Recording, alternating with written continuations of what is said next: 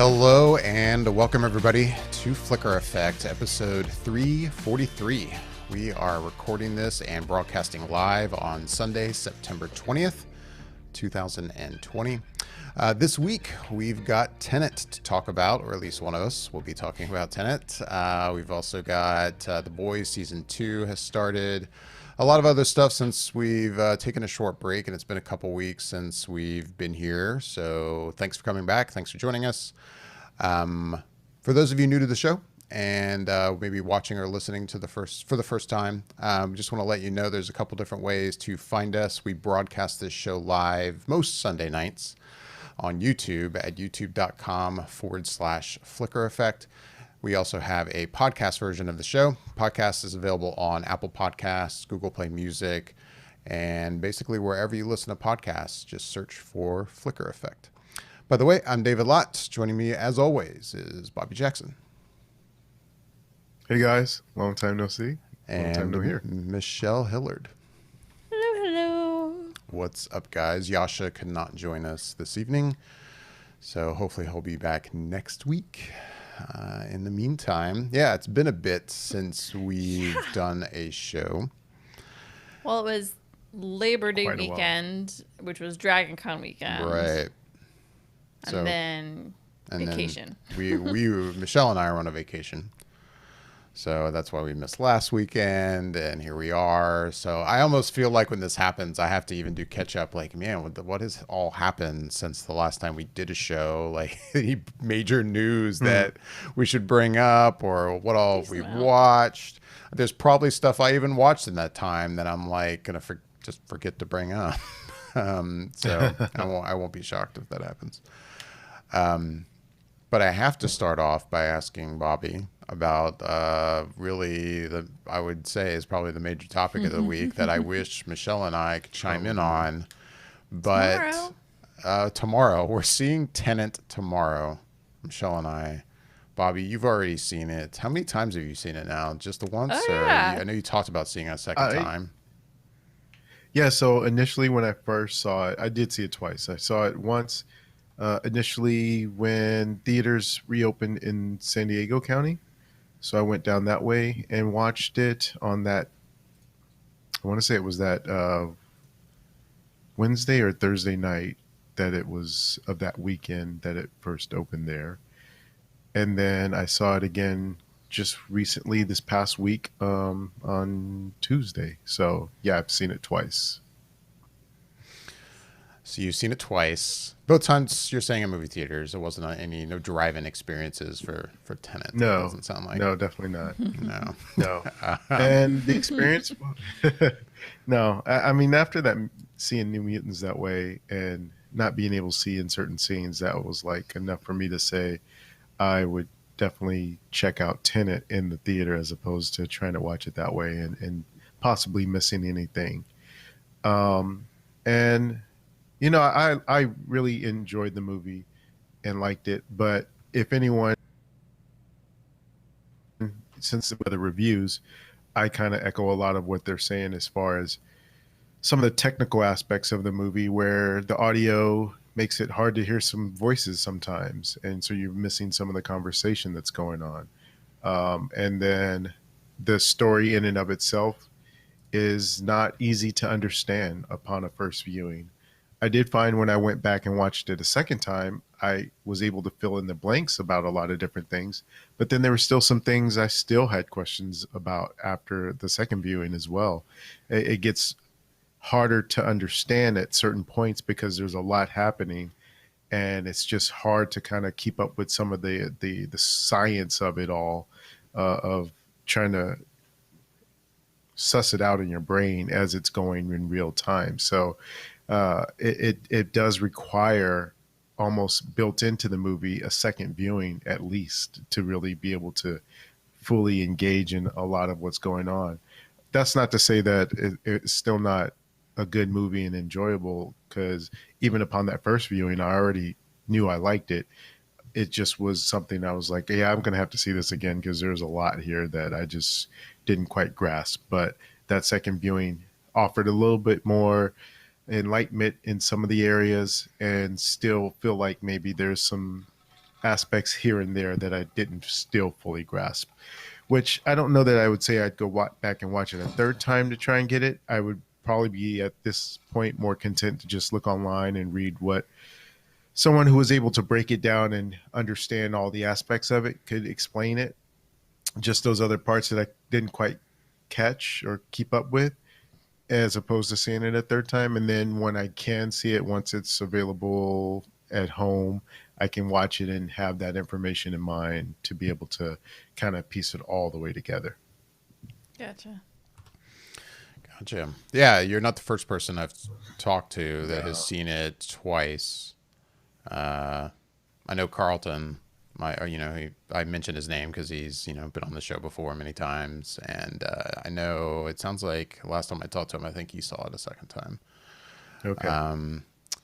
So yeah, we're seeing it tomorrow night. I guess before we see it, like, what was your actual just movie theater experience like? I mean, this is the first time you've been in a movie theater since everything's kind of gone down, right? Yeah. Other than your driving experience. Pretty much. Right.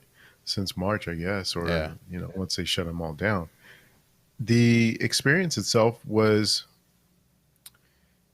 new from a movie theater perspective, but not new from a life perspective, because we're at a point now where seeing masks is commonplace. Seeing people socially distancing at places that are open is commonplace. So it fit right in within that context, but it was different just in respect to it being at a movie theater. And they are having it to where it's just as any other place at this point, where as soon as you step through the doors, you need to have your mask on. The only time you should have your mask on is if you're eating or drinking. In the theater itself, if you are doing those things, it's perfectly acceptable to not have your mask on. But the expectation is there that if you're not doing that, you should have the mask up and on at that time. And I didn't see anyone specifically coming through at different times in the theater to make sure people were in fact having their mask on. But I also did notice the two times that I went, that people were being respectful of that rule, or that idea of having the mask on if you weren't eating and drinking. And the seats are, if I have my information correct, I think they're only filling up to I want to say 45% of capacity. Wow. So there's a certain amount of seats that are X'd out when you go online to even get tickets. So it's not like you can just sit anywhere how it usually is. There's certain areas that may be blocked off, and then you have that selection of seats that's left that's not blocked off, and it's obviously not taken by somebody else. Right. And aside from that, the certain things that would normally be part of the movie going experience are different. Whereas most theaters these days, at least the bigger chains, have it to where you can go and get your own drinks and go to the fountains and stuff. Now they will do that for you. And some of the ones that, like the Regal ones, there were certain Regals that didn't have the Coke machines where it has all the flavors and you go do it. They would still had those ones where they're operating behind the counter with the machine. So I guess nothing really changed for them. But the ones that had the bigger ones, I think they go and they ask you what soda you want, and then they go do it and bring it back to you. And same thing with any of the other snacks and treats. I didn't notice any food per se of like how they would have some of the off the menu type food being ordered. I don't think I saw any of that. I just think it was just the basics: popcorn, candy, drinks, and maybe hot dogs and nachos and stuff like that, but nothing of the cooked up food that I noticed. So right. I think that's out for now, but everything else is in play and being well taken care of in terms of not having a whole bunch of just people that are customers randomly touching stuff. It's more the people that are working there that are doing those things. Right. Yeah, like I purchased my tickets yesterday for tomorrow night, and it's a Dolby Cinema theater. And I guess just because of the nature of that theater and the way the rows are already more spread apart. It didn't seem like at least the app didn't like have seats X'd out already. It seemed like once you purchase tickets, it automatically X'd out like the seats next to you after those were taken. But like when because like when I looked at it, there were only 2 seats taken so far, and there were only X's on the seats next to those 2 seats. Yeah. Otherwise, I got the impression like as seats are filled, then it X's the ones next to them. But you can sit in the row right behind someone because in that kind of theater, there's definitely more space there. There's basically a wall between you and the rows in front of you and behind you. At least at the one that we go to. I don't know. Yeah, it's very spacious. Right. Yeah. Yeah, I mean, I'm looking forward to going. It seems a little weird that I'm going to go to a movie theater tomorrow, but I'm excited about seeing Tenet. I mean, it's funny. I mean, Tenet's been now playing for a little bit, and you would have thought maybe I would have jumped on it sooner. I mean, one, we were on a vacation, and there's been a lot going on, but I also feel like just with everything going on in terms of COVID, it's like seeing Tenet, it still feels like it's just not something that's been like at the front of my mind. Like, oh man, I got to make it to a movie theater as soon as I get the chance. It just I almost have to remind myself like, oh, hey, by the way, I could go to a movie theater and see this. I had to like, it's almost second nature to think, oh, well, you know, I can't see it. I can't go to a movie theater. Right. Anyway, yeah, I'm looking forward to checking it out tomorrow. So. Oh, it's exciting. It's been a while since we've sat in a theater. No, it's like I'm excited to see the movie, but I'm also just excited to just go sit in the theater. Yeah, it's like I've always loved the experience of going to one, and you know it'll be nice. It's almost like getting back to normal. I think, like for us, you know, for us here on the show, it's like going to a theater is like I don't know, it's comforting in a way. Right. So it'll be nice. So when did The Boys drop? That dropped Labor Day weekend, like that Friday. And I wanted to watch it almost immediately, but it was Dragon Con goes virtual weekend. They did a good job. Oh yeah, we haven't really talked about that. Like, I guess while we're on the subject of Labor Day weekend and why I didn't watch The Boys immediately, Dragon Con goes virtual happened Labor Day weekend. And I do think they did a good job with that. I think so. They had it set up with 3 streaming channels, a main programming channel, a fan tracks channel, and they call it DC TV Land, Dragon Con TV Land, which is basically their classics channel. So they were replaying old panels from various years of the convention, like their most popular panels historically. And on all 3 channels, in between the panels, they do their normal thing that they do on Dragon Con TV. If you've never been, they play these they make these skits and these different fake commercials and these bumpers that they'll play between panels, like when you're in your hotel room actually at the convention. So they were doing that on the streaming channels too. It was nice. It felt nice. Yeah, watching that kind of stuff makes you really, for those, if you've been before, it really makes you feel like you're kind of there.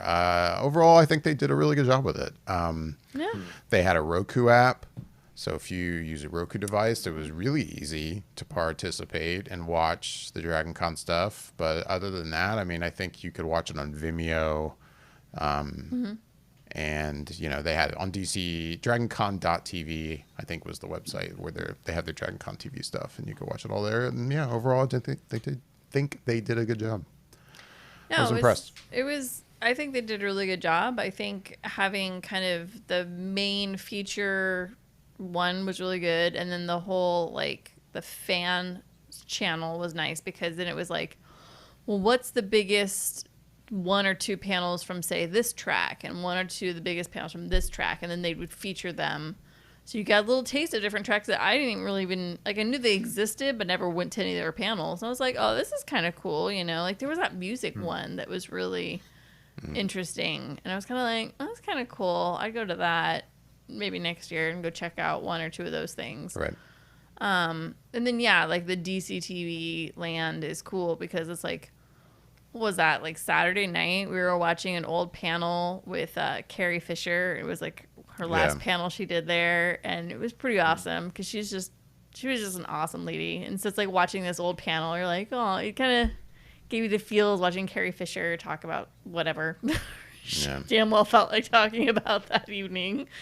And no, it was cool. I mean, definitely not like being there, but they did a really great job, and it really makes me kind of go, what the fuck, Comic-Con San Diego? like between the DC fandom thing and then this, I was like, man, San Diego Comic-Con really didn't have their crap together. Like They just definitely approached it in a different way. I mean, I haven't perused all the content. I think, I assume you can still watch it on their YouTube channel. But they just seem to kind of do it in a way where they were dropping it on a certain time, but you know, it was all pre-recorded. So, I mean, the stuff from Dragon Con TV or Dragon Con Goes Virtual was also, for the most part, pre-recorded. For the most part. They did have some live stuff. Like, there were a few interviews they would do that were live. I watched one of Felicia Day. That was a live stream, I believe. Yep. And a handful of others. But anyway, yeah, I think just... To be fair... Oh, yeah, go ahead. Just a little bit, anyway, is that they were first out of the gate with it too, and yeah, absolutely. Yeah, I'll give them that. I will. The guinea pig, and everyone kind of learned from their mistakes. To what can we do differently? Because people didn't seem to respond to the way that San Diego did it. So how can we improve upon that? And I think people have done a good job of stepping up and taking what they had learned and making it right. Like you said, Michelle, DC doing theirs, and now with Dragon Con doing theirs, and New York Comic Con's coming up next month. So we'll see if they as well have improved it and taken those lessons to heart. Yeah, it was cool enough that, I mean, not that I would not go to Dragon Con in the future, but it's one of those things like, I feel like Dragon Con could do this for future cons, like while there's still people attending the con, then they can, you know, maybe for like a fee for the weekend, maybe it's like you pay $30 and you get the three streaming channels for those 4 days, and you could just be at home watching it, and it would be, they'd still be making some money from it, and people would be like, well, I can't make it this year, you know, like, or especially like people like, say, you know, they have weird life things happen, like, oh, I wound up having a surgery back on Tuesday and I was gonna go to the con, but now I'm not, so at least I can lay in my hospital bed and watch the con. Like, I don't know, like, you know, it would be, yeah, it's one of those things, like, it would be nice if they just went ahead and did this moving forward in lieu with, in you know, conjunction with the actual convention happening itself. You know, you just pay a flat fee for the weekend, and you just have the streaming content for the weekend. You can just, I don't know, it's something to look into, because I thought they did a really great job. I was extremely impressed.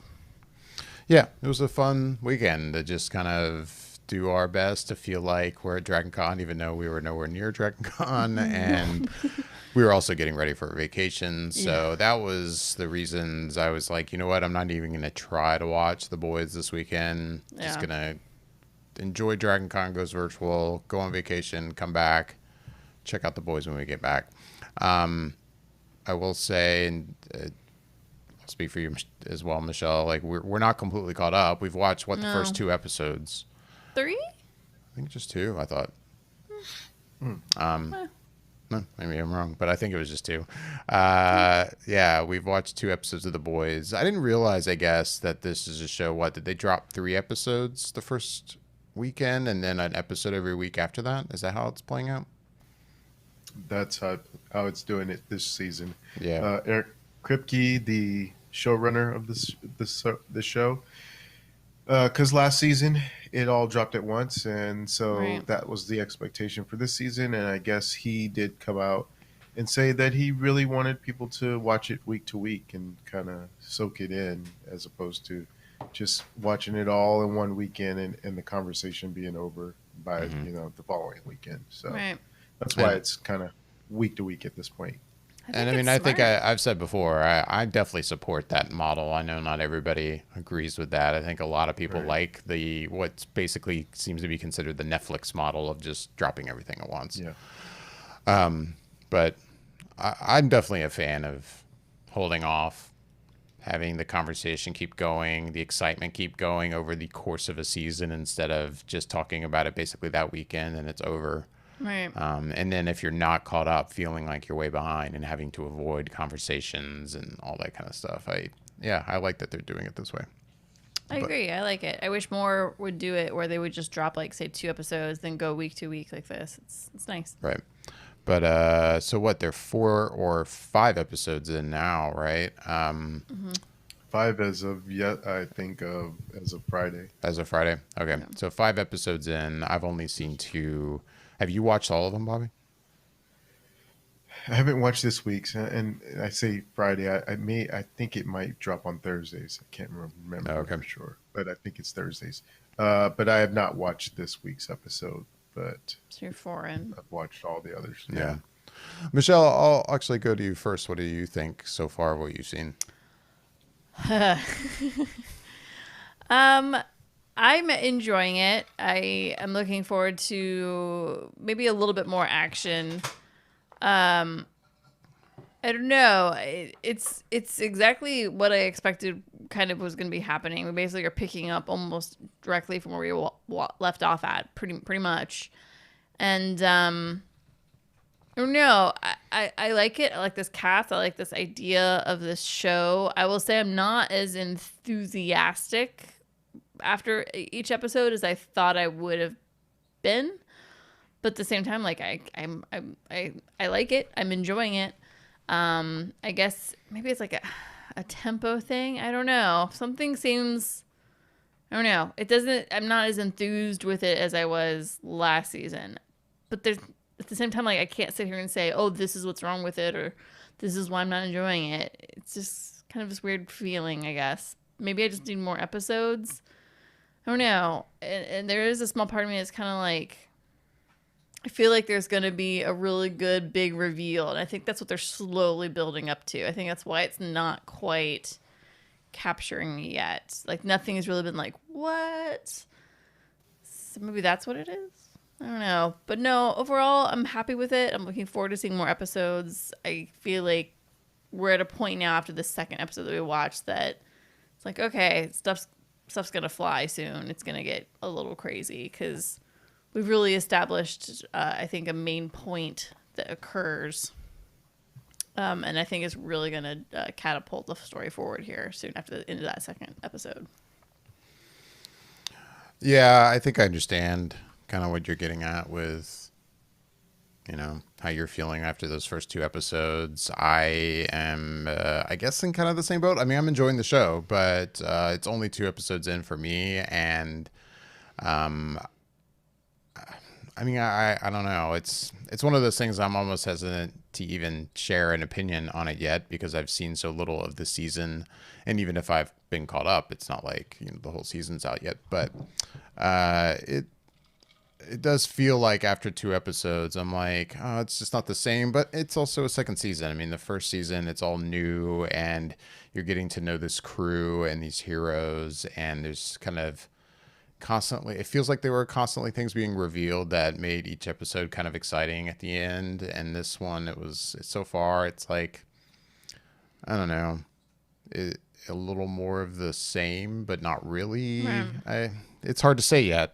I haven't really sought out like what reaction has been. The only thing I see is like when I go in the Amazon app and start an episode, I see the Amazon rating, which doesn't seem very good. Yeah. I don't know if that is a true representation of how people are receiving the show and responding to the show so far. I'll ask you, Bobby. You've watched 4 episodes, it sounds like. What are your thoughts so far? I think there's a specific reason why they dropped the first 3. The first 2 seem to set the tone and get you into some character development, and then the third hits you over the head, and then it's like, all right, here we go. So I think it's unfortunate that you only got to see the first 2 before being able to talk a little bit about it, because that third episode ends and you're just kind of like, all right, can I get episode 4 now? It's too bad I can't binge it, because now I'm really, waiting to see what's going to happen. And I think that's by design. So that third episode does give you more of that action and a lot of other stuff that's going on.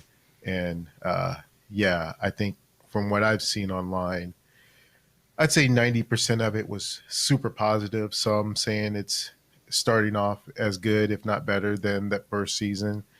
And so I think that's also because most people got a chance to watch all three at once as opposed to maybe the first two. And I think if maybe that had been the case, I could see more people being in line with what you guys thought about it. But yeah, I think getting to see the first three, it tends to give you a different way of thinking about it if once you see that third episode. Gotcha. So well, that makes sense. We should have watched the episodes. Yeah, no, it totally makes sense. I mean, there's life, but yeah, it's, right. We probably should have made a little extra time for that third episode. So what I think I'm looking forward to is, like you're saying, Bobby, this third episode kind of hitting you over the head. I think that's the moment that's kind of missing for me right now. So now I'm looking forward to that. And there has been some character development. Does. And like when it comes to like the 7, each of these superheroes, each, have a lot of flaws. And it's interesting, this new one that they have coming, what's her name? Stormfront? Yeah. What is it? Yeah. That's right. I'm curious to see, like, other than her just basically having no filter, just saying whatever the hell's on her mind, I'm curious to see what's going to be her big, like, whoa, you're messed up on this level for this reason. You know what I mean? Because, like, they all have that. Like, even the Deep, he's messed up because he's, got, image issues with himself. But, like, it'll be interesting to see what her, like, okay, whoa, you've got problems kind of thing is. You know what I mean? Like, we haven't gotten that in the first 2 episodes, and so I'm kind of, like, looking forward to that. Because right now, I'm kind of like, I kind of dig her character. Her, no holds barred, no filter, just do whatever the hell she wants, say whatever she wants kind of thing is. But it's like I know the shoe's gonna drop on her because they all have huge flaws that they're all hiding and keeping to themselves. So it'll be interesting. But no, it's good. I think it's gonna get much better. I just need to watch more. So I'm not writing a full opinion at this point. But it's The Boys, and I enjoy it, and so I'm keeping going. Right. So yeah, The Boys is 5 episodes in. Do we know how long the season is? Has that been revealed, or is it just 8, or is it 10? It's I haven't looked. revealed, but I can't quite remember. I'd have to look it up. Maybe I'll look it up all. We're super prepared for this show tonight. One of you is talking about something else. Well, I think we were prepared in most sense, but I don't think I was prepared for how many episodes is The Boys. Oh, yeah, no. I typically don't look at that, honestly, Yeah. these days. I just kind of let the shows ride because you never really know. Right. At some point, once I start in on a show and it's getting sort of towards the middle or something, I'm kind of like, I wonder how many episodes are left. And then I'll kind of look it up. But usually out of the gate, I can't honestly say that I know for a lot of these shows how many episodes there are. Also because they don't always seem consistent with their runs. Like this season, they may decide to do 16. Next season, they may decide to do 14. Or, it's like... Right. It's whatever the storytelling is based on is how they'll kind of do it. So I kind of don't really keep up with it until it gets kind of close. And just doing a quick look, it looks like it's 8 episodes for the season. So whoa, so not much left. Not much left. Not much left. I mean, that's why I'm with you. Like with Lovecraft Country, for example, I don't know how many episodes that's supposed to be. Right. I've been kind of curious now that we're getting into what feels like the middle of the season. Yeah. Like, okay, how much I've more heard of this? it is the middle. How much more of this are we going to get? Are we going to get I would call it the typical 10 episode run for an HBO show. Right. But not every HBO show's been that way. But I can see Bobby typing away, trying to look it up right now as I talk about it. And that's, I mean, and quickly, we won't dwell on Lovecraft Country. We've talked about it before. I'll just say, we, because of the vacation, we came back and had 2 episodes we had to watch and are caught up. And I mean, I loved the show before. And now, if anything, I would say I'm really, really all in. The more episodes I see, the more I really, really, really dig that show. I actually started listening to the podcast on our road trip, which I'm not caught up on. I listened to the first 3 episodes of that podcast. And it is a nice companion piece to kind of get a certain perspective as to certain story elements of each episode and things that I didn't even consider, and why this happens or that happens. And so far the podcast is good. I mean, you see ads for it if you watch it on HBO. It's called Lovecraft Country Radio. But yeah, a shout out to that. I enjoy that too. But yeah, so far Lovecraft Country definitely is excellent. And that looks like that's 10 episodes. Is it 10? Is it Okay, 10 good. as well? Okay, Yeah. cool. Yeah, I have to agree. I was enjoying it, but there was, I forget which episode it was. I think it was that second episode left me kind of on this whole thing. But then the third episode kind of lifted me back up again. And then when we came back from our vacation, we did the fourth and the fifth episode. And yeah, on the road trip, we were able to listen to the podcast. And yeah, like David just said, like, it's a perfect companion piece. It really does. I feel better about the second episode now than after we watched it. Now listening to the podcast about that second episode. And also seeing its context in the season itself, I think helps. It does. Now that I've seen more of the show, like it really kind of pulls. I'm like, okay, I feel better about the second episode than I did after I watched it. But it's no, especially the last episode, and like there's an episode dropping tonight. Actually, it's probably dropping now. Yeah. And that the episode from last week about what is it, Ruthie, her sister? What's her name again? Yeah. Oh, Yeah. that episode, dang. I mean, I don't want to dwell on it all, but that episode was.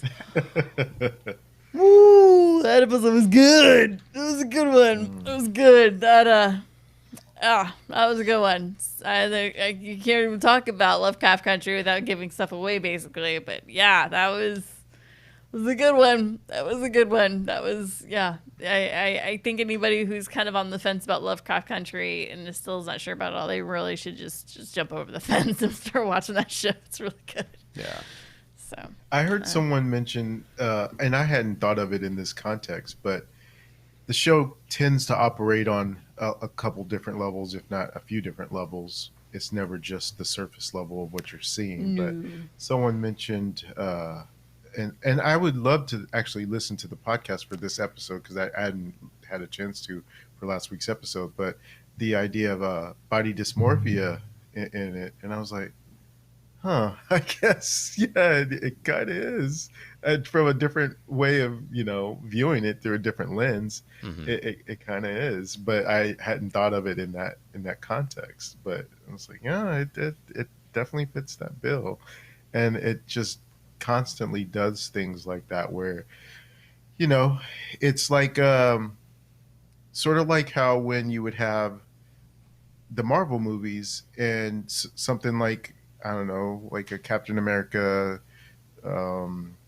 Civil War or something, or something where they were like, oh, this is a spy genre in the comic book movie genre, or this is a horror film in the comic genre. It's kind of like how Lovecraft Country is. It's like maybe horror element themed show, but within the horror elements, they take it into other genres. Like the week before was kind of like an adventure in the horror area of like an Indiana Jones or a National Treasure kind of thing vibe to it, but with still horror aspects playing into it. And it does things like that where it's messing around in the genres and mixing them around and having fun with it. And I think that's one of the things that I look forward to, because the episodes are almost self-contained, but there still is a larger story arc. And to me, what it reminds me of is how network TV used to be, because nowadays we're so used to binging shows that each episode leads into the next directly, that you get used to that frame of mind for any kind of show. And this kind of takes it back to sort of, to me, what it most directly reminds me of is when I used to watch The X-Files. It's like, there was this overarching story with the aliens and stuff like that. But week to week, they would deal with different things that were just cases that they were on. And they didn't necessarily have to lead to the next in what they were doing. It was just a case of the week. and that's kind of like what Lovecraft Country does in a way, but still has a bigger theme that's at play there, and I'm really enjoying it. No, I mean you've hit the nail on the head. It's awesome that it kind of is compartmentalized in that way, and there's so many shows like you said, X-Files, and I'll reference what one of the writers talks about all the time, which is Buffy the Vampire Slayer. And it's just like that, there's this major overarching storyline to Buffy, but every single episode is a completely different crap show for the characters of Buffy to go through, Right. within the main storyline kind of happening, on the sidelines, kind of keep continuing to go on from episode to episode. But every episode was just, and yeah, that's exactly like, I feel like that was the TV that we grew up with in it just forever. The 60s, the 70s, the 80s, the 90s. You look at so many TV shows, and then I feel like reality TV came around, and it kind of started changing things around, and then we got into streaming TV where we can binge things. Then we've kind of gone away from that. So I kind of like this, that we've the show's pulled back into an older way of doing storytelling. It's pretty nice, and there's just so many layers to this show. And if you're not listening to the podcast to go along with it, if you're watching the show and you're enjoying the show, I would highly recommend listening to the podcast. It's really enlightening, and it's really it just goes so well together with it. It's awesome. Yeah, definitely agree.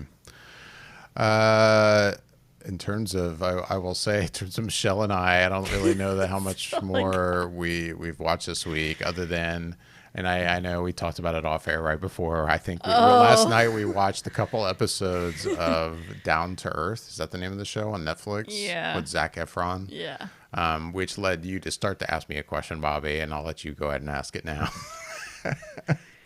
Yeah. No, so as you mentioned right before we went on air that you had watched that, and I sometimes wonder, because every week when we come in and we have our sort of just a peek behind the scenes, we all have this OneNote that we will kind of throw in what we've watched for the week, and so you kind of have a little idea of what someone's seen.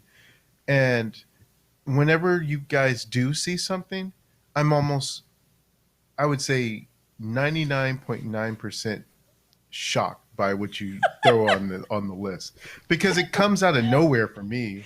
Like the things that you will watch, and I'm like, well, one, We're I know you behind don't have on much everything. time. Yeah. I know you don't have much time. You're behind on everything. There's newer stuff that I know you've said you wanted to see, and you'll drop something like, what is this? I've never heard of it. And if I haven't heard of it, I don't know how in the world you heard of it that made you want to watch it. And so you said you watched this Zac Efron show, which I actually have heard of. I was going to say, I would have thought you would have heard of this. Of all things, I've heard of it, but of all things to watch, I was like, how in the world did it actually seep in for you to be able to say, Right. all right, I'm going to devote the little bit of time that I have to watch something to this thing and watch 2 episodes of it. I mean, I think it's all about context. Like in this case, it was just like we were hanging out last night, and also like kind of researching and doing stuff on our own devices, and It was a decompression night. it was Put it that excuse way. me. Like I was looking up some stuff for actually a future trip, and it was like I want to put something on that hey, I don't necessarily need to like pay attention to. There's a lot of stuff that if I put on another episode of The Boys, if I put on Star Trek Discovery, which I need to catch up on, if I put on this or that, I am going to put the device down and watch this. That's how I watch TV or movies. I watch them. But then there's times like last night where I'm like, I'm trying to do other things. I want to put something on. And actually, when it comes to that show, Down to Earth, actually a coworker had told me about it and was like, actually, I thought it was pretty good. So then because I remember seeing a trailer for it and being like, okay, some Zac Efron hosted thing. I mean, it looks like it's a show with a good message, but am I ever going to watch this? Probably not. But based on a coworker's recommendation, I was like, okay, I'll check it out. And we ended up watching 2 episodes last night, while we were doing other stuff. But I, also basically saw the episodes, and I mean, overall, the show is pretty good. Zac Efron as a host is is interesting. That's all I'll say to that. Yeah. He feels out of place, and I'm not saying this like I'm like a hater. I feel like this is could be one of those situations where it could be misconstrued. Like, oh, I think he's just a pretty boy that has no business doing something like this. No, I don't think that's the case at all. But then I watched the show, and he does seem like he's almost just along for the ride. Like, Yeah. but because he's the name that's on it. And he's like, when they are using like narration over stuff, it's him doing the narration. But it doesn't really feel like it should be his show. Like, Right. I forget the guy's name that he's with in every episode, who I guess he's, as he says at the beginning of every episode during the intro, like somebody he met a few years back, and he's this kind of health guru, and he wrote a book about superfoods. He's a vegan. And yeah, that guy seems like he should be hosting the show. But Yes, yeah. to a point. Yeah. But anyway, the show's, it wasn't bad. I'll probably watch more episodes when I'm looking for something to watch while I am doing other things, to be Yeah. honest. But yeah, it's just one of those things that So fits why in does in certain circumstances. Like when I'm not wanting to like just focus on the show, I'm also trying to accomplish other stuff at the same time. Does that make sense? It does, but I guess I don't quite know.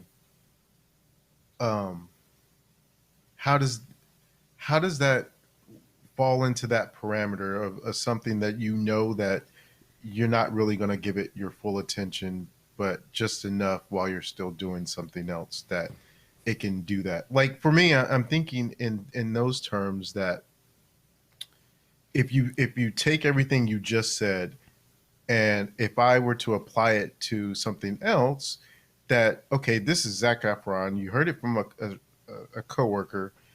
But another show that I'm thinking of that would seemingly fit into all the same things that this does, which is the Jeff Goldblum one on Disney Plus. I don't think I heard you mention watching that one, but No. it's sort of the same sort of idea, and a lot of people have said that one's good. So why go for that over I don't know. I mean, we were in the I know you Netflix. like Jeff Goldblum. I think it really comes down to Yeah. we were in the Netflix app, and I was just cruising around. Nice. Like, I mean, I wouldn't overanalyze like how did I come to this over that, because I get what you're saying. I mean, in terms of Yeah. those two shows, if I held them both out and go, which one am I going to watch? Yeah, I'd probably watch the Jeff Goldblum one. Absolutely, I agree with you. But it was like, we were in the Netflix app, and I was like, oh yeah, I'm kind of curious about this. And also because my interest in it was still not very high. Like, Right. that's another reason it fell into that parameter of Like this will be entertaining enough as the background Yeah. while I do my checkbook. because it's not a documentary series that I'm like, man, I got to watch this documentary series. Yeah. Like, I'm excited about this. And if that had been the case, I'd have been like, I'm still putting my device down, even though it's a documentary and I'm watching this. But this was like, hey, I wouldn't even watch this, but a friend of mine said it was good, and I just kind of want to put something on, and it just kind of fit the right vibe of like, okay, this seems like a good thing to put on right now. And it is. It's a good background thing. I mean, it was like we were already in the Netflix app. It's 11:30. Like we're just kind I of love that. yeah, we're just like Because it's almost like peak level of. I don't want to call it laziness because that's not what I want to refer to it as, but it's almost akin to like someone not wanting to throw in their DVD of Friends because they don't want to get up and go over to the where they keep all their DVDs. Mm-hmm. So it's like, there's an episode on TBS right now. I guess I'll just watch whatever episode is on. You're And hitting then it on you're the like- head.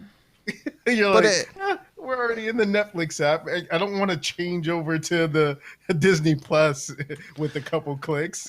Since think I'm you just- already Yeah, but in also, Netflix. I mean, in our defense, I mean, it's not like at the time I was sitting here going, oh man, I want to watch this, but it's just Right, like this you other were show, and I thinking should watch that instead. something else. Like, I wasn't even thinking about the Jeff Goldblum Yeah. show. Right. Like, it was more Right, like, exactly. hey, we're in here. I heard that this is interesting, and we did the whole thing. We're in Netflix. When it can be really annoying about that app, but as soon as you hover on something, it starts playing the trailer or footage from it.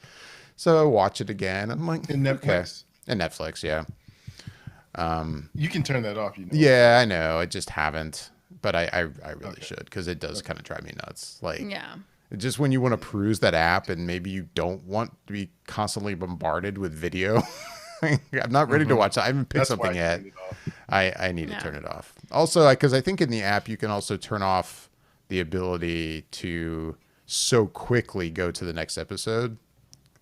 Like when you're watching something, because that also drives me nuts in Netflix, and almost every app does it now.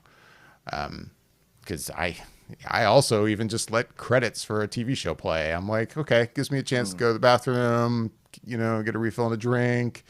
I don't need you to jump right into the next episode. I need to hit pause immediately. And it can be really fast. Like it'll have the whole watch credits button or the go to episode 2 button. And I mean, it'll be flying. I'm like, I don't have time to pick up the remote. And before you get to it, anyway, we have totally veered off topic. We have, but no, that's how that happened. Like, yeah, there's not a thought process behind it, really. It's just it's Saturday night. Like we're going through emails, we're going through, checkbooks online. We're just kind of sorting through life a little bit, kind of kicking back, doing the stuff that you don't always get to do all the time during the day. And, we're having a cocktail or two, and we're just like, let's just put something on to, I don't need something I don't want to give full attention or focus to it. I just kind of want to hear it and kind of go, oh, that's interesting. And then go back to what I was doing. Like, I just want something on. And so it was like, yeah, sure, this seems interesting enough that as I hear it, I'll kind of be like, oh, hey, how about that? And it was, I mean, like, it's an interesting show in that, it kind of focuses on, different ecological things, like what basically helps make our world / humans on Earth, survive, and how life is. And our impact on Earth, what Earth does for us, stuff like that. And, it's I guess I don't know. It's just kind of like hipster weird stuff, basically. But, it has its points where you're like, oh, that's interesting. And a few things are kind of like, oh, that seems awfully skewed to just make a statement like that. But, whatever. But, it is interesting. It's entertaining to watch Zac Efron. I wouldn't say he's completely out of his depth a lot of things, but you can tell there's a lot of times he's doing the like nodding interestingly, oh, kind of thing. And there's a few times you're watching it and I'm like, I would like peek up and look at it because it'd be kind of like quiet, and then all of a sudden I'd be like, I'd look up and watch his face, and I'd look at David, I'm like, he's so stoned in this scene. Like, he's so out of his mind. And you can tell, and I'm just like, oh, Zach, but like, it's kind of funny to watch him kind of go through these things. But I think at the same time, like, it is stuff that does interest him. And so he is actually on a fact-finding quest in a way. And is he wrapping his head around all of it? Probably not. But I think he is learning things. And I think he is getting some information that he may not have gotten previously. So... Right. I don't know. It's interesting. I wouldn't say it's good, but it's a really great background show for, when you got to catch up on your life, right. At the end of the week. So I'll put it that way. So. And I'm not a Zac Efron hater. No, I wouldn't think so. Anyway. That was our way of saying, as we veered 50 minutes into Zac Efron and his show on Netflix, saying that we really haven't watched much else. But Bobby, you've watched a few things in the 15 minutes that we have left. As I tend to do. In the 15 minutes that we have left, why don't you tell us some of the highlights of some of the stuff you've seen? Anything you absolutely need to tell us about? It's been 2 weeks, so... Yeah, I'll run through it pretty quickly. I tend to not like to. Well, it's a couple things. One, I would love to give more time to some of the things that I watch instead of just kind of throwing it out quickly. But at the same time, I would rather also have a conversation about things. And since a lot of times it's stuff that no one else has seen or heard, it's not really easy to have that conversation about it. And so I'd rather kind of almost dispense of it quickly, because it's not like we can really spend too much time if I'm just telling you what I thought about it. And And I while can you're do that saying that, rather quickly as opposed to having a conversation, which and while is you're more saying fun that to me. really, really quick, like Tenet, and future episodes, I know like we've kind of jumped into this format of streaming on YouTube mainly during the pandemic, and obviously this is going to go on past that, but there's going to be lots of movies like Tenet and Marvel movies like Black Widow and tons of stuff that we're not just going to want to just pass over and give a quick talk on. Right. We're going to want to kind of go do a spoiler episode on, and I imagine with those movies we will kind of just do a separate stream or just a separate episode on YouTube and on the podcast where we like Tenet, for example, after we see it tomorrow night, maybe sometime this week or Yeah. next weekend, we'll be able to just do like a Tenet only thing. I guess it's nice to have like a that'd back-to-back be good. conversation about things. And what did you Right. think about this? And I didn't even think about that. Oh my gosh! And it's I know we're kind of missing that in the format that we're doing like tonight. So no, I mean I miss that conversation with you too, Bobby. And David and I'll start watching more Yeah. important things and Zac Efron shows. But sorry to cut you off. Please go Yeah. on. No worries. But yeah, so I'll run through a lot of the stuff that I did fairly quickly. Some things I mentioned before, like I was listening to an audiobook of The Sandman, and I had never read those issues growing up, and this was all collected in an audio form and had a lot of big name actors doing the voices for a lot of the characters. And it was literally like listening to a radio stage play, because there's so much going on within it, and it's like really excellently done from a production value.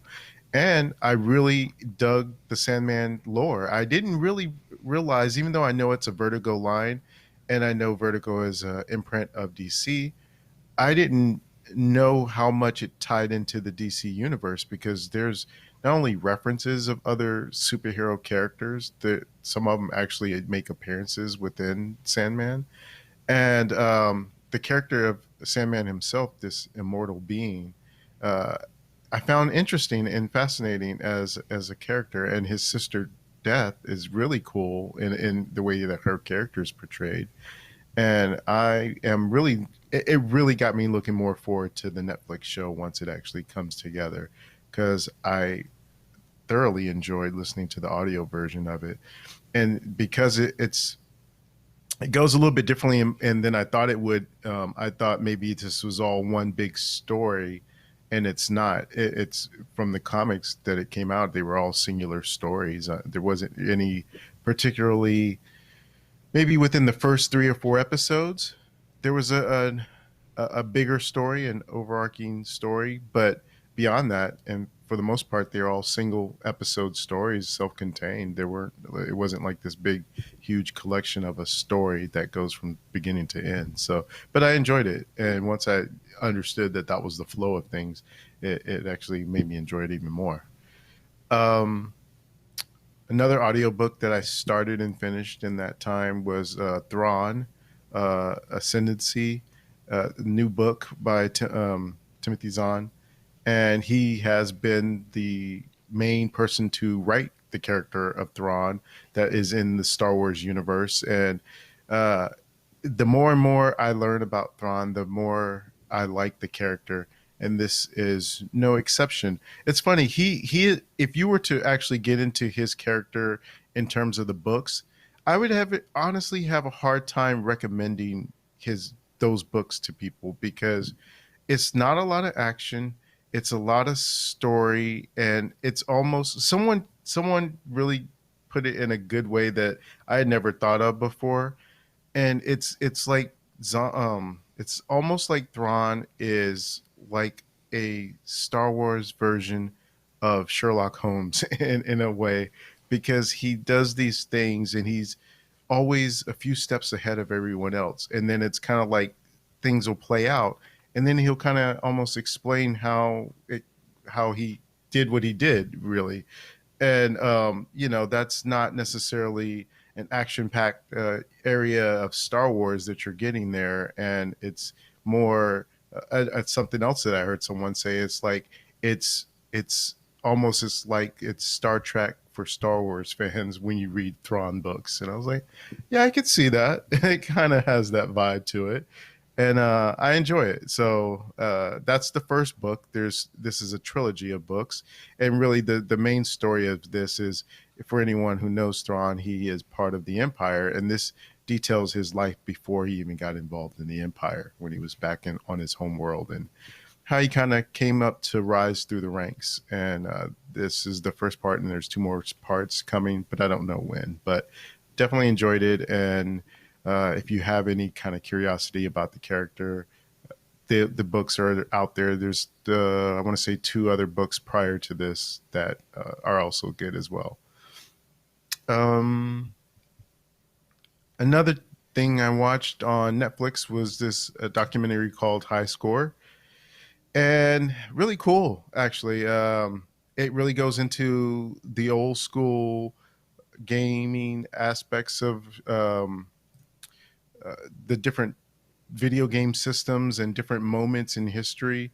And I think I had started it maybe last time I was we were talking about stuff, but I actually finished the whole thing, and I really enjoyed it a lot in terms of all the different stuff that they talked about, and putting names to faces of things that you know of and never really got the behind the scenes story. And I thought the documentary did a good job of doing that and being entertaining at the same time. So if you're like me and you're a video gamer from back in the day, even if you don't play as much now, it really touches on a lot of those things that you'll remember and give it context. And I would absolutely recommend that one. It was really enjoyable, and that's on Netflix. Another one that was a documentary on Netflix is The Social Dilemma. And that one is geared to talking about a lot of what the social media that we have today, and the people who help create those things, and how they kind of in this documentary warn you against the very things that they help create, and how they have used this system and have gone on to create this AI that is really all involved in trying to keep you on these apps by any means necessary. And it really goes into and delves into how these algorithms and how these people created these programs to sell you ads and try and keep you engaged for clicks and doing other things. And it's really like, it's kind of eye-opening if you didn't already know, but it really goes into another level of explaining how certain things work. And it just makes you feel like you really want to just shut it all down. But that's kind of the power of the whole thing, is that it almost keeps you in because they know you won't shut it all down. So it's a very kind of creepy thing, but it is eye-opening, and I would suggest it for everyone to try and check it out, to at least know what you're up against or know what you're dealing with when you're going on these different social media apps. And that one, I feel like it was an interesting way they told that story as well, because they blend sort of the talking head interview along with the scripted story of a family that's using social media. And so it weaves the two together. I don't know how I felt about that aspect of it. It was okay, but it was different, definitely different in terms of them trying to do something than just having the talking head interview. So aside from that, the information that you get and seeing how some of these things work, I think is well worth the watch. So that is on Netflix, social media, Social Dilemma. Another one I watched on Netflix, they seem to have most of the programming that was responsible for me during the time that we weren't here. The Challenger, there was a mini-series documentary that just came out this past week, really exploring all the things that happened and why it happened. And I remember being in class watching that when it happened, And growing up, you know certain things, and the thing that most people know is that there's the first mission where a teacher was on board.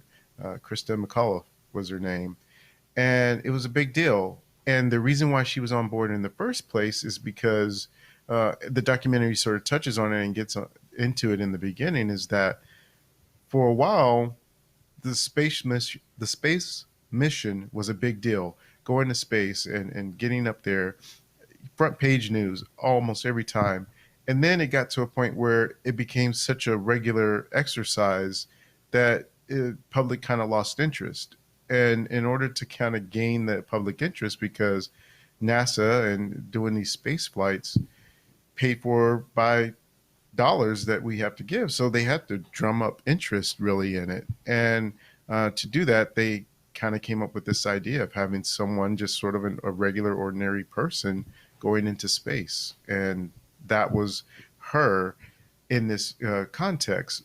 And it gets into everything behind the scenes of some of the earlier missions and things they started noticing that was not right, and how it leads into what happened with the Challenger and the aftermath of that. And I didn't know a lot of some of those things that had happened behind the scenes that were going on at NASA, and super enlightening. And if you remember the event, or if you just want to know a little bit about some U.S. history, that's an excellent documentary to watch. And David, I know you're big into NASA and space and those types of things. I think that I don't know how much you know about the whole Challenger and why it exploded in the first place, but I would think this would be right up your alley if you have a chance to watch.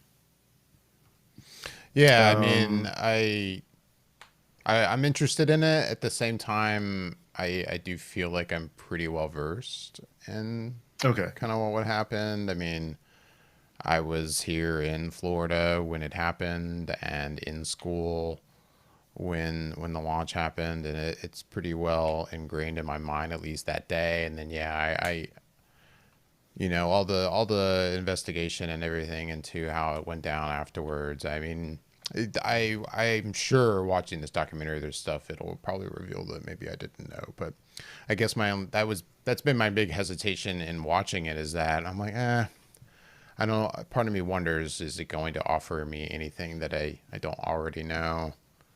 And do I really even want to relive it? It was, I mean, I forget what grade I was in when that happened, but It was in what, 86? Was it? Yeah. I've been interested in it, but I've actually, watching like the trailer for it, I've been kind of torn. Like, do I want to watch this or not? I don't know.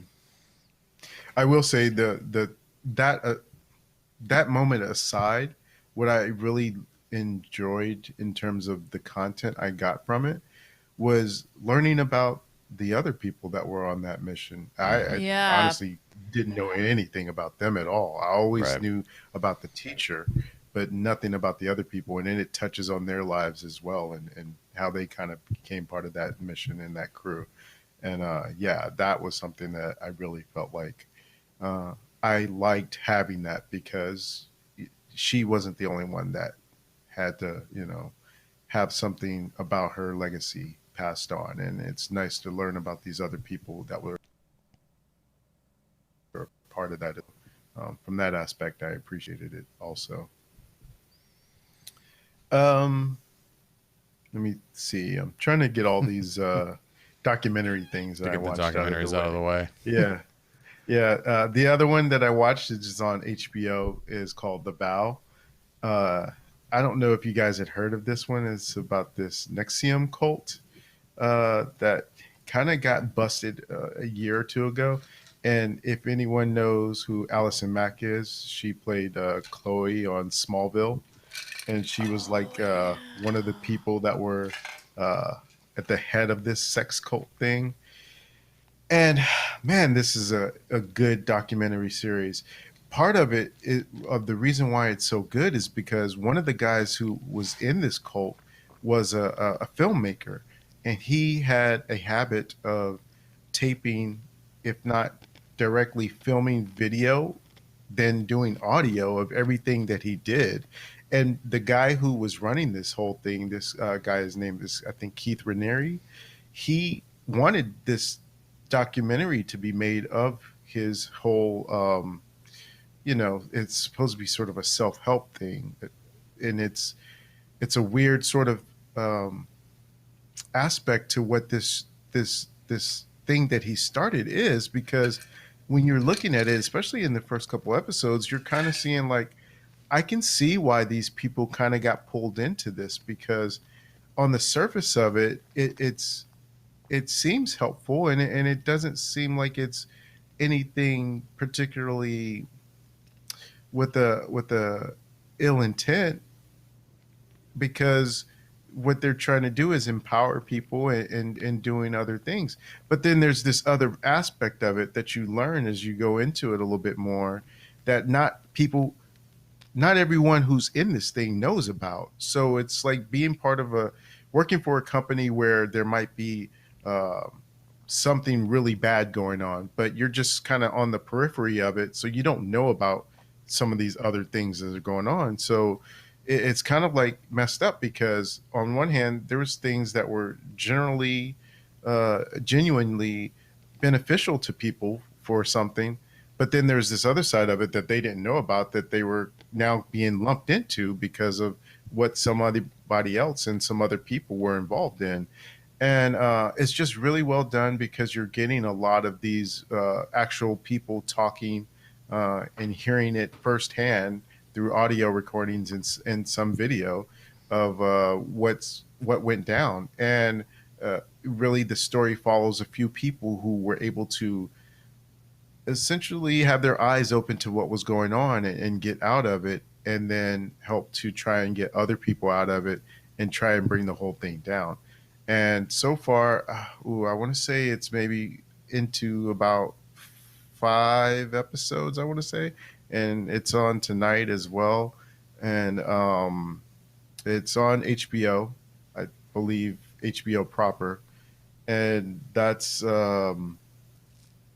I don't know how many episodes. I think I heard it was 12 episodes, but so far it's been pretty good. And yeah, it's been pretty good and compelling, to where every week I'm like ready to watch that next episode to see what's going to happen next on it. But definitely interesting, and a good watch for sure so far. So if you have heard of that or heard of her, there are other celebrities that are involved in it as well that, again, I don't know how deep they went into it, but some of them are pretty deep into it.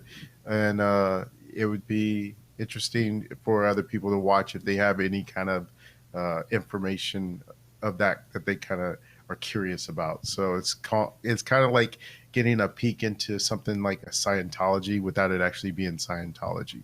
So I would suggest that one as well. A few series that I watch is, one was called Woke, that is now on Hulu, and that one is, I know we kind of had mentioned it when there was a trailer for it before, and it has the story of it is, it's actually, I haven't watched much. I've watched like the first 2 episodes, but it's really kind of funny, because the guy from New Girl, Lamorne Morris, if you've seen him, he's a pretty funny actor and very charismatic as a person, it seems like, at least from what you see him in.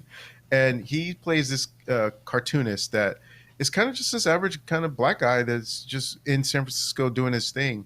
And he ends up having an incident with the police, a run-in, that kind of opens his eyes to the fact that he's in a different, looked at differently because of his skin color. And before, it was like, when this happens, it changes his whole perspective on things.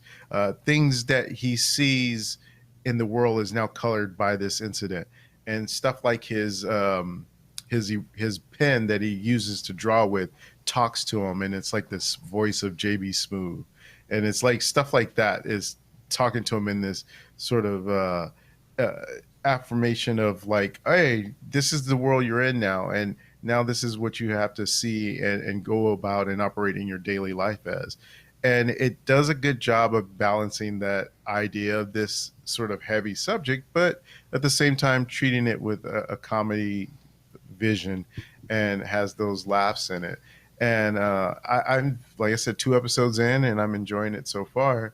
And I definitely want to keep watching it as I can, just because it did all drop at once, and so looks like I could try to easily binge through it. But yeah, it's pretty good so far. And Lamar Morris, he's doing his thing in that, and he's just funny. At one point, there was a line that he says, like one of his friends is talking to him, is like, once he realizes he's kind of woke now, he's like, you act like this is brand new and you didn't know these things were going on. He was like, yeah, I knew these things were going on, I just didn't think. And then his friend's like, what? And he's like, you just didn't think this would happen to you. And he's like, yeah. He's like, you thought he might be the exception to the rule kind of thing, but he realizes, like, no, he's not. And so it kind of goes on from there and stuff. But yeah, good show so far. I'm definitely enjoying it, and it's nice to have something like that in these days where there's so much heavy stuff out. But I would suggest that for people looking for something a little light, and that's on Hulu. What else do I got here? HBO Max original show. First episode or two, directed by Ridley Scott and produced by Ridley Scott, called Raised by Wolves. And this show is, for one, visually, it's striking, and it's stunning to look at, the way it's done. But the story of it takes place in this dystopian future where the people seem to be divided into religious people and non-religious people, and they have been fighting in a war.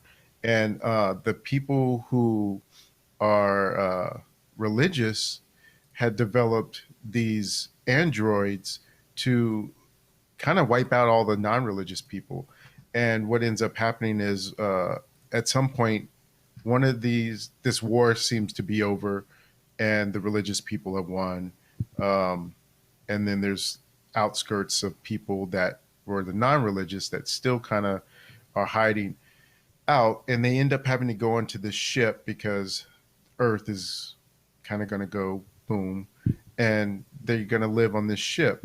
There is these two androids. One gets converted from being kind of this war mongering kind of thing to something that of a nurturer, and goes to this planet with the intent to have these embryos of humans being raised by this sort of benevolent android. That starts to take place, but then there's the non-religious people, the aspect that kind of comes into play when this android feels threatened by them, and it becomes this larger tapestry of a story of these two non-religious people that have infiltrated a religious sect of people that are now on this planet that's inhabited by these two androids that are so-called protectors of these children that they kind of taken on as their wards, so to speak. And there's a lot going on with it. And I wouldn't say that this is a show that I feel like, oh, every week that it comes on, I can't wait to watch it. But I'm into it for sure. And I just read that the other day it got picked up for a second season. So that's good as well, that the story will continue, because I am intrigued by it so far. I don't know where it's going, and I think that's probably one of the things that's a draw to me, because it's hard to see where it all is heading. And the story in and of itself is captivating to where I'm like, okay, I get this, and it's something different than what I've seen before. So let me continue on with this. So I'm enjoying it. I wouldn't say I'm in love with it, but I like it enough to keep going on with it. And I think that's HBO Max, not specifically HBO. So sometimes I'll get some of these things confused because I watch everything through the HBO Max app, and I don't know what's HBO proper all Right. the time, and Right. then what's HBO Max exclusive. But I do know that Raised by Wolves is HBO Max exclusive. Um, Another going back to Netflix, there's a movie I watched called I'm Thinking of Ending Things, Charlie Kaufman movie. And I guess I haven't watched a ton of Charlie Kaufman stuff. There's only one that I really, you know, at this point feel like I'm most connected to of his work. And I don't know. I guess that for me, it's one of those things where within the context of Charlie Kaufman movies, I guess they can be pretty weird and out there. But the one that I have to reference, Eternal Sunshine of the Spotless Mind, that one didn't seem all that super weird to me. Yeah, I guess sort of the idea of being able to erase some kind of memory of a person is kind of out there in a way, but I think it was handled in a way, and the storytelling was in a way that it felt fine. It didn't seem sort of out there. Whereas with this movie, the storytelling seems to be, I don't know, it's so different. It's not something that you can just say it follows conventional storytelling ideas and ways of telling a linear story. And again, I don't know if that's something that's he's known for necessarily, but what's what the idea of this story is this couple is going to go see a young couple are going to go visit the parents of the main character in the story, or one of the main characters in Jesse Plemons, and they're going to go visit his parents. And most, I think, for the first 30 or 40 minutes, they're just in a car talking, and some of the talking is done in inner monologue through the main female actress in this, Jessie Buckley. And I'm not too familiar with her work. I think I've seen her in one or two things before, but didn't really notice her in what I've seen her in before. But I think that's handled really, really well, because she's with this guy that she doesn't really feel like it's going to go where she wants it to go. And so she keeps thinking that idea that, she wants to end things. But then they arrive at the house of Jesse Plemons, and his mom, played by Toni Collette, and his dad, David Thewlis. They're really good in terms of the acting that they're doing, but a lot of what starts to get weird happens once they get to the house. And then it becomes this whole other thing. And while I would say overall I like the movie, I could see why some people would probably say, what did I just waste my time watching? Because it gets kind of out there. And I would say certain times it felt like it might be a little, I don't know any other word to use for it other than maybe pretentious in terms of the way he was telling this story, or the artistry of it all, I guess. But I could see where it would maybe rub people the wrong way in terms of the way he's telling it. I think the whole movie was done in a 3:4 aspect ratio too, and I was like, oh, okay, I guess that's a choice. I don't know why it has to be a choice, but it's one of those things that people would just say maybe is just for the art, or kind of pretentious just to do it that way, just because he could. I don't know. It didn't necessarily bother me. I just thought it was like an interesting choice in terms of why. I didn't really see why, but overall I did like it. But yeah, it's not one I think I could recommend to most people. I would say if you are familiar with Charlie Kaufman's work and you're kind of see, oh, he has something new, let me check it out, then have at it. But for the normal and most people out there, I don't think I would probably recommend it for them. Is the Eternal Sunshine like the only one you've seen, or have you seen any I other? think so. Oh, I don't wow. think I've seen any others. You Yeah. saw Anomalisa, I thought, didn't you? No. No. Mm-mm. The I two haven't that seen come to that. I haven't mind, seen the two that come to mind for mostly are being John Malkovich and Adaptation. right. Oh, I haven't Oh, seen Cage. yeah. Adaptation, I know, came out when I was living in Los Angeles. That's one I definitely remember seeing in a theater there, probably it's like an art house theater or something somewhere in LA. Anyway, no, like I think Anomalisa may be the only other film of his I've seen that he's directed. I haven't seen this film, and I want to watch this, but he's something else. So I'm not shocked by your reaction to it, but I'm still interested in checking it out because most of his stuff I've really liked. But Yeah. it's like No, it's one I of like I those said, things you kind of have to have a taste for, and it's one of those things too when you're looking for a movie to watch at night, especially if you're perusing Netflix. right. You this might not be the kind of like, and I haven't even seen it, but I'm assuming this doesn't sound like it's the kind of movie when you're just perusing Netflix. You're like, guys, want to Throw watch something on. randomly. I think I'll randomly watch Yeah, this one. no. Like, you kind of have to Definitely don't do that. want to see a Charlie Kaufman movie. Absolutely. This Yeah. is not something you just randomly put on and be like, oh, let's just check this out and see what this is about. It's different. But I did enjoy it. And I think the meat of it to me was the car ride just there. There was a lot of stuff that was going on. It was almost like just a dialogue of a play almost for that first 30 minutes or so that they're in the car, which is a long time to just show two people in a Right. car Right. before you really even get to something. But yeah, Right. I thought it was just done really well in that aspect. But yeah, your mileage may vary on that one. Yeah.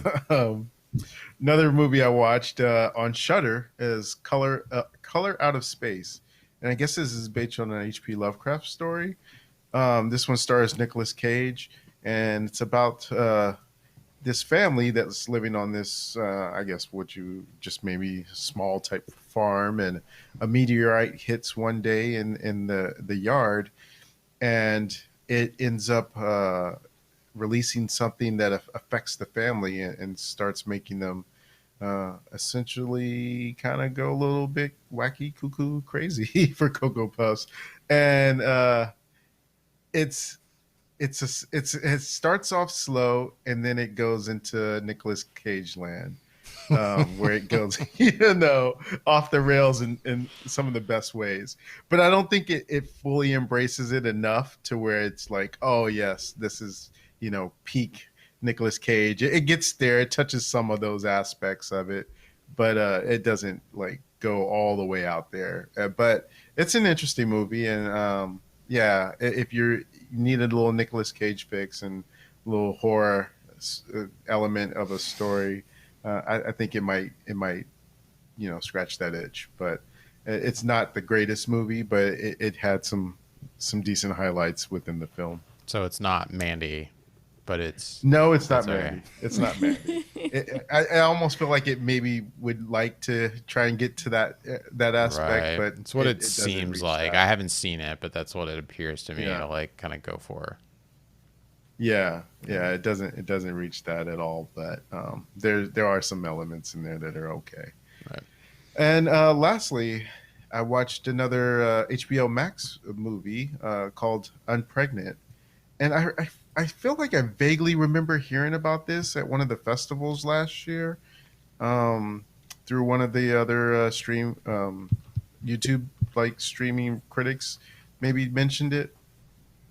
And it stars Haley Lou Richardson and Barbie Fiera, and they play these estranged best friends.